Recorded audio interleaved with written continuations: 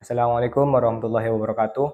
Perkenalkan, nama saya Muhammad Yusril Hisam dengan nomor NIM 25292222074 dari Prodi Ekonomi Syariah semester 1. Di sini saya akan menjelaskan tentang pergeseran Makkiyah ke Madaniyah. Mata kuliah Studi Al-Quran, dosen pengampu Dr. Nailun Najah, LC, MTHI. Jadi, pergeseran karakter Makkiyah ke Madaniyah itu sebagai transformasi sosial. Nah, ini jika hanya dipahami sebagai sebelum dan setelah hijrah, ini bedanya jadi sangat kronologis. Namun sebagian ulama kontemporer itu melihat bahwa pergantian itu bukan sekedar tempat, melainkan pergantian dari fase pergerakan sosial ke keagamaan. Di sini ada dua fase. Yang pertama, fase penyadaran atau masa Makkiyah dan fase pembentukan atau masa Madaniyah. Pada masa Makkiyah itu berfokus pada penguatan atau penekanan akidah dan akhlak. Dan ayat-ayatnya ini cenderung berisi ayat-ayatnya pendek tapi kuat dan seringkali mengemukakan tentang dasar-dasar keimanan seperti tauhid, kisah nabi, hari akhir, serta akhlak yang mulia. Nah, tujuannya itu tidak lain untuk membentuk individu yang bertakwa dan beriman. Dan pada masa Madaniyah, itu berfokus pada kepembentukan masyarakat dan negara. Dan ayat-ayatnya itu cenderung lebih panjang dan lebih rinci. Ayat-ayat Madaniyah ini mulai membahas masalah hukum, organisasi sosial, hubungan antar kelompok, muamalah, dan ibadah yang lebih rinci. Jadi sasarannya itu untuk beralih ke komunitas yang sudah ada dan terbentuk. Misal dari awal manusia, wahai manusia, itu menjadi wahai orang-orang yang beriman.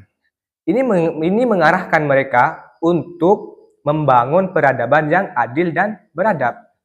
Dengan demikian, pergeseran ayat-ayat Makkiyah ke Madaniyah ini mencerminkan evolusi dalam ajaran Islam dari penekanan pada prinsip-prinsip dasar keimanan menuju penerapan nilai-nilai tersebut dalam tatanan sosial dan hukum. Dan pertanyaannya, Indonesia saat ini itu berada pada fase Makkiyah atau Madaniyah? Jawabannya tergantung domainnya. Karakteristik Makkiyah dan Madaniyah ini dapat direfleksikan dalam tiga konteks. Yang pertama, dakwah, politik, dan media sosial. Dari konteks yang pertama, yaitu dakwah. Dakwah masa kini itu seringkali mengalami dualisme, yaitu masih banyak yang meniru gaya Makkiyah, namun semakin banyak yang meniru yang perlu dakwah Madaniyah. Misalnya, ada dakwah yang menyentuh masalah pendidikan atau lingkungan. Nah, ini bukan hanya fokus pada ritual semata. Jadi dalam berdakwah, penting untuk memperhatikan kondisi objek dakwahnya, supaya bagi mereka yang baru mengenal Islam, itu menggunakan pendekatan Makkiyah, yaitu dengan penekanan pada prinsip-prinsip dasar keimanan. Dan sementara bagi mereka yang sudah memiliki pemahaman agama yang baik, itu menggunakan pendekatan Madaniyah dengan pembahasan hukum dan aturan yang sesuai. Yang kedua, itu politik, konteks politik. Konsep Makkiyah dan Madaniyah ini dapat menjadi landasan dalam pengembangan pemikiran yang substantif.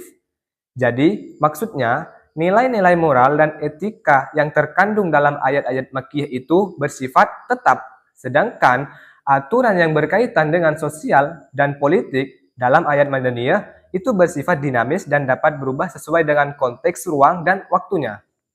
Jadi di sini umat sudah berada pada fase Madaniyah, yaitu ada kekuatan hukum, parlemen, organisasi besar, akses legislatif, dan lain-lain. Dan sebagai tantangannya itu jangan terjebak memakai psikologi. Media sosial. Dalam konteks media sosial, di era digital ini, media sosial itu menjadi arena yang sangat penting untuk berdakwah dan menyampaikan pesan-pesan Islam. Namun, media sosial juga perlu dihindari untuk menyebarkan ujaran kebencian dan polarisasi. Jadi media sosial ini menjadi medan dakwah yang sangat luas, yaitu dengan menggabungkan kedua karakter Makkiyah dan Madaniyah. Contoh Makkiyah, sekarang ini kan banyak media sosial yang menyebarkan konten-konten yang berfokus pada nasihat spiritual, peningkatan iman dan akhlak, dan itu seringkali mendapatkan respon dari warganet. Itu contoh dari Makkiyah. untuk menyampaikan konten-konten yang spiritual. Kalau Madaniyah itu seperti konten-konten yang mengulas tentang menawarkan solusi atau isu sosial secara spesifik, dari persoalan ekonomi hingga ketidakadilan.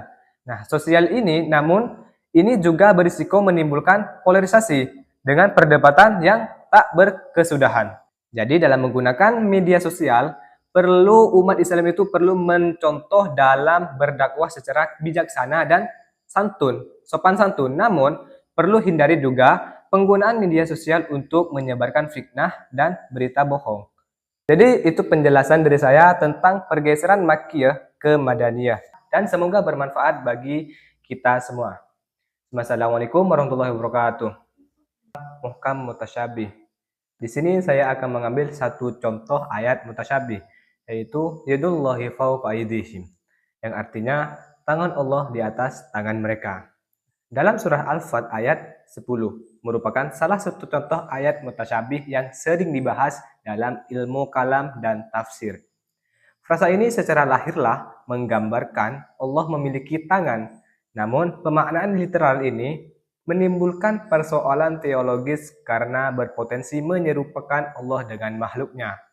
Oleh karena itu, ulama memiliki dua pendekatan dalam menafsirkan ayat semacam ini, yaitu dengan tafwid dan takwil.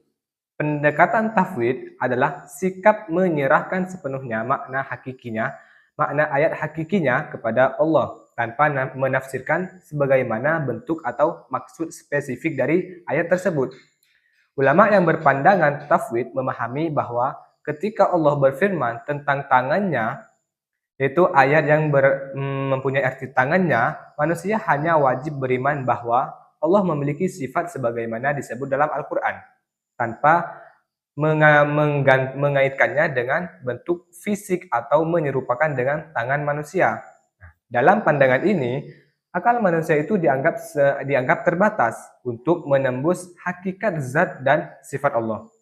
Kelebihan pendekatan tafwid adalah menjaga kesucian konsep ketuhanan dari unsur tasbih atau penyerupaan dengan makhluk, serta memelihara prinsip transendensi Allah. Namun, kelemahannya itu adalah pendekatan ini tidak memberikan penjelasan secara rasional dan dapat memuaskan akal, terutama bagi kalangan akademik atau generasi yang terbiasa dengan pendekatan logis dan konseptual. Tafwid kadang dianggap sebagai pasif karena berhenti pada keimanan tanpa menguraikan makna kontekstual ayat tersebut.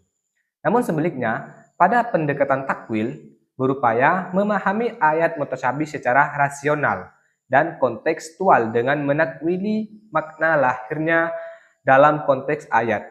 Yadullahi fawqa aydihim. Nah, ulama yang menempuh jalan takwil ini menafsirkan yadullah bukan sebagai tangan dalam arti fisik, melainkan sebagai kekuasaan, pertolongan atau dukungan Allah terhadap kaum mukminin. Makna tangan dalam bahasa Arab memang kerap digunakan secara majazi untuk menunjukkan kekuasaan atau kemampuan seseorang dengan demikian. Takwil menempatkan teks dalam kerangka bahasa dan akal agar tidak bertentangan dengan prinsip bahwa Allah Maha Suci dari sifat makhluk. Kelebihan pendekatan takwil ini adalah kemampuannya menyeimbangkan iman dan rasio. Ia membuat teks wahyu yang dapat dipahami dengan cara yang logis tanpa mengurangi nilai ketuhanannya. Namun kekurangannya itu terletak pada potensi penyimpangan interpretasi. Jika takwil dilakukan tanpa dasar ilmu yang kuat atau dengan kecenderungan spekulatif, sehingga membuka peluang lahirnya makna yang tidak dimaksud oleh nas.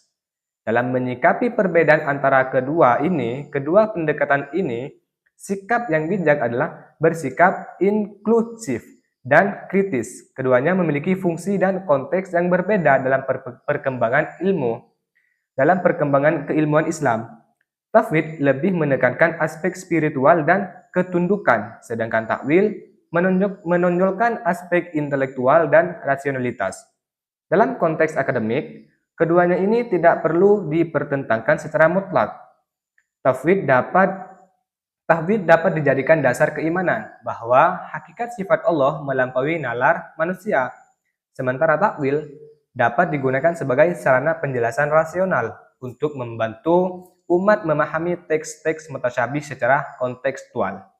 Sikap yang ideal adalah mengakui bahwa manusia memiliki batas dalam memahami hakikat ketuhanan, namun tetap berupaya menggunakan akal dan metodologi ilmiah dalam menafsirkan ayat agar pemaknaannya itu relevan dengan perkembangan zaman. Dengan demikian, perbedaan antara tafwid dan takwil bukanlah bentuk pertentangan, tetapi ekspresi dari kedua cara pandang dalam menyeimbangkan wahyu dan akal.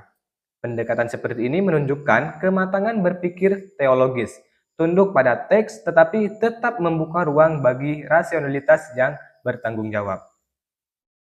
Nah, jadi itu sedikit penjelasan dari saya tentang muhkam mutasyabih. Kurang lebihnya mohon maaf. Semoga bermanfaat bagi kita semua. Wassalamualaikum warahmatullahi wabarakatuh.